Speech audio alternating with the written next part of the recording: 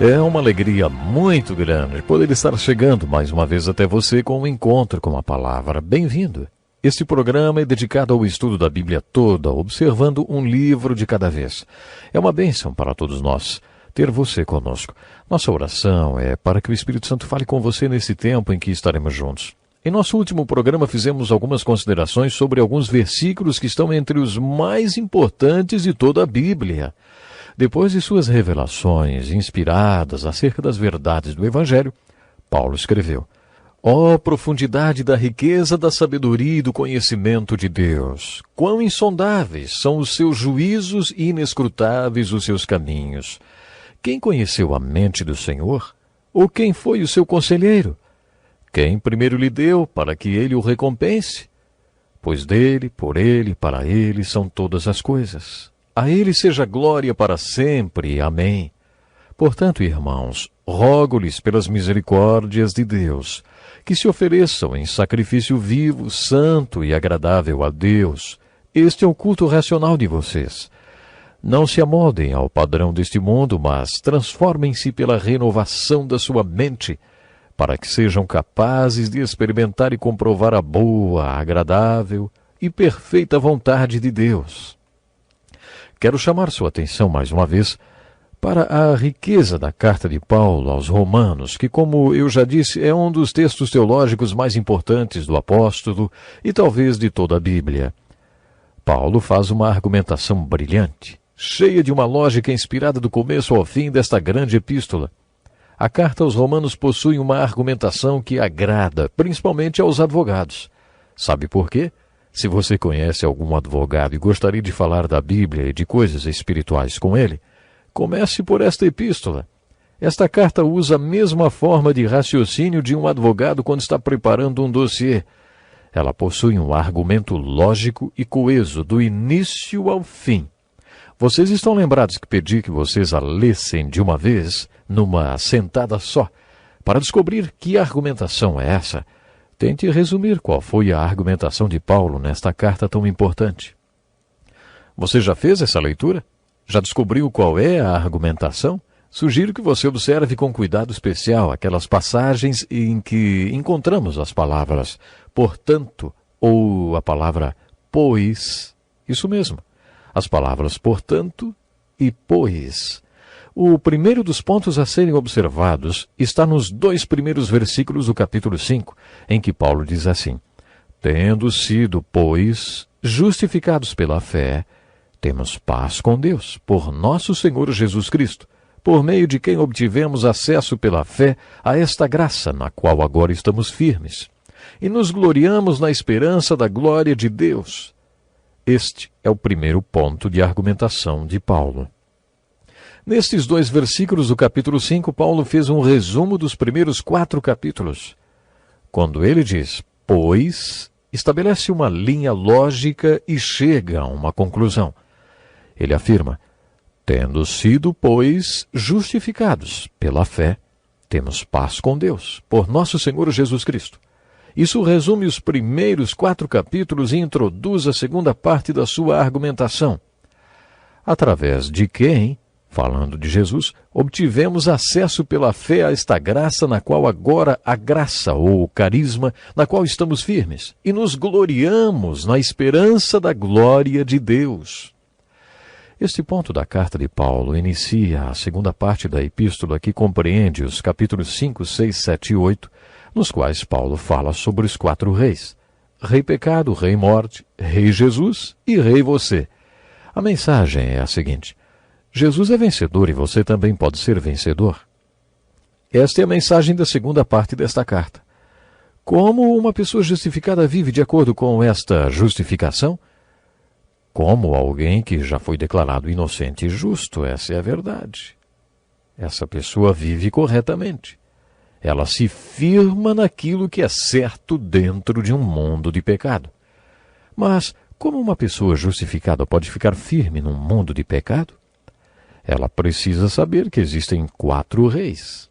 E esta parte finaliza um outro ponto.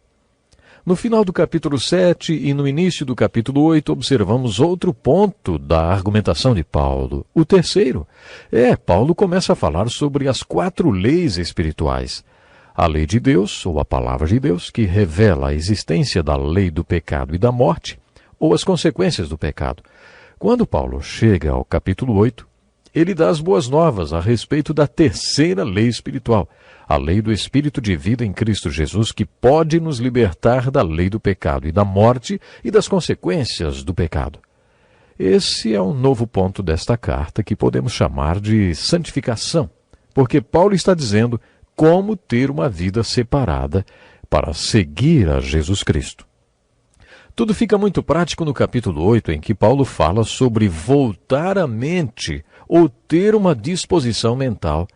A mente que é voltada para as coisas da carne resultará em obras da carne, mas a mente que é voltada para o Espírito frutificará os frutos do Espírito.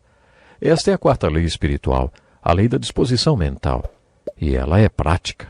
Esta lei faz toda a diferença entre ficar firme com Deus, vivendo de maneira que o glorifique, ou cair e não viver uma vida que glorifique a Deus.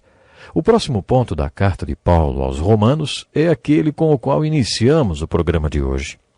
Depois dos primeiros 4 capítulos em que falou sobre o que Deus é, o que Deus exige, o que Deus condena, o que Deus sabe, o que Deus fez e o que quer fazer, depois de anunciar as boas novas de salvação de maneira tão tocante e nos falar sobre como podemos viver como pessoas justificadas, Paulo fala sobre Israel e sobre o plano de Deus para a consumação da história humana centralizada em Israel. A partir do capítulo 9 até o 11, Paulo inicia outro assunto ainda mais profundo. Ele fala sobre eleição, sobre 2 gêmeos no ventre da mãe, Esaú e Jacó dentro da Rebeca, e sobre o fato de que nenhuma das 2 crianças fez nada de bom nem errado. E ainda assim Deus afirmou: amei Jacó, mas rejeitei Esaú, e o mais velho servirá ao mais novo. Deus tinha um destino, um plano para esses 2 gêmeos antes mesmo deles nascerem. Este é um assunto teológico pesado e difícil de ser aceito por algumas pessoas. Chegamos a ter um certo sentimento de que Deus deveria ter nos consultado antes, porque isso não parece justo. No final desta divisão, Paulo relaciona a justificação não para o pecador ou para o salvo, sim, mas para o mundo inteiro e para Israel. Depois de Paulo ter compartilhado verdades tão profundas, ele conclui esta divisão dizendo assim, ó profundidade da riqueza, da sabedoria e do conhecimento de Deus! Quão insondáveis são os seus juízos e inescrutáveis os seus caminhos! Quem conheceu a mente do Senhor? Ou quem foi seu conselheiro? Quem primeiro lhe deu para que ele o recompense? Pois dele, por ele, para ele são todas as coisas. A ele seja glória para sempre. Amém. Foi assim que Paulo encerrou esta divisão doutrinária de sua carta. As cartas de Paulo possuem a divisão doutrinal, a prática, a seção de ensino e a seção de aplicação. Nenhuma doutrina que ele ensinou é tão importante quanto essa. Ele conclui sua doutrina do capítulo 1 até o 11 de sua carta aos Romanos, chamando a atenção para o fato de que a sabedoria e o conhecimento de Deus são absolutamente infinitos. Ele finaliza sua divisão de ensino com uma doxologia muito bonita, na qual relembra que Deus não precisou que ninguém fosse seu conselheiro quando decidiu que faria tudo isso. Se voltarmos ao capítulo 1, perceberemos que Paulo falou coisas maravilhosas sobre o plano de justificação, sobre a santificação e sobre o plano de Deus para toda a história da humanidade. Ele sintetiza tudo e declara: prestem atenção, a sabedoria de Deus é infinita.